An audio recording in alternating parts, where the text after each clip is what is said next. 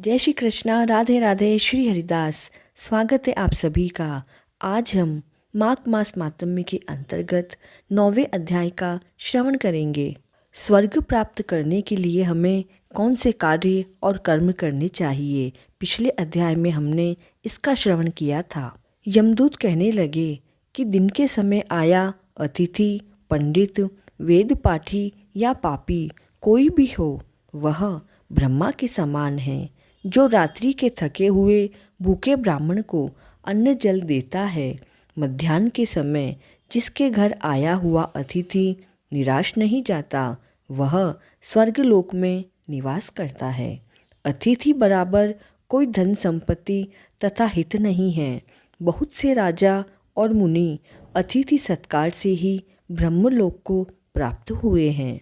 जो एक समय आलस्य से भी अतिथि को भोजन करा दे, वह यमद्वार नहीं देखता। केसरी ध्वज से व्यवस्थ देव ने कहा था कि जो कोई इस कर्म भूमि मृत्युलोक से स्वर्गलोक जाने की इच्छा रखता है, वह अन्न का दान करे। दूत कहता है कि यमराज कहते हैं कि अन्न के बराबर कोई दूसरा दान नहीं है।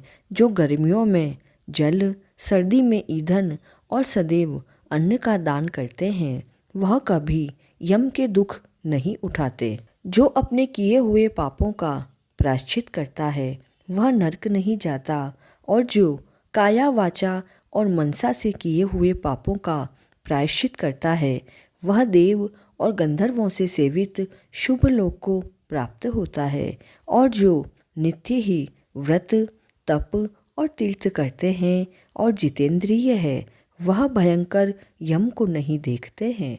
नित्य धर्म करने वाला दूसरे का अन्न, भोजन और दान त्याग दे। नित्य स्नान करने से बड़े बड़े पाप नाश होकर यम को नहीं देखते हैं। बिना स्नान पवित्रता भला कैसे हो सकती है। जो मनुष्य पर्व के समय में चलते जल में स्नान करते हैं, वह बुरी योनि नहीं पाते हैं और ना ही नरक जाते हैं। माघ मास में प्रातः स्नान करने वाले मनुष्यों को नियम पूर्वक तिल, पात्र और तिल कमल का दान करना चाहिए। यमदूत कहते हैं कि हे विकुंडल, पृथ्वी, सोना, गो आदि परम दान करने वाला स्वर्ग से कभी नहीं लौटता है। बुद्धिमान पुण्यतिथियों, व्यतिपात, संक्रांति आदि को थोड़ा सा दान करके भी बुरी गति को नहीं प्राप्त होता है। सत्यवादी, मौन रहने वाला, मीठा बोलने वाला, क्षमाशील, नीतिवान, किसी की भी निंदा नहीं करने वाला, सभी प्राणियों पर दया करने वाला, पराये गुणों का वर्णन करने वाला, पराये धन को तिनके के समान समझने वाला, ऐसे लोग नरक कभी नहीं भोगते। इति श्री पद्म पुराण अंतर्गत 9वां अध्याय संपूर्णम। ठाकुर जी आप सभी के मनोवांछित कार्य सिद्ध करे, इसी मंगल कामना के साथ। जय श्री कृष्णा।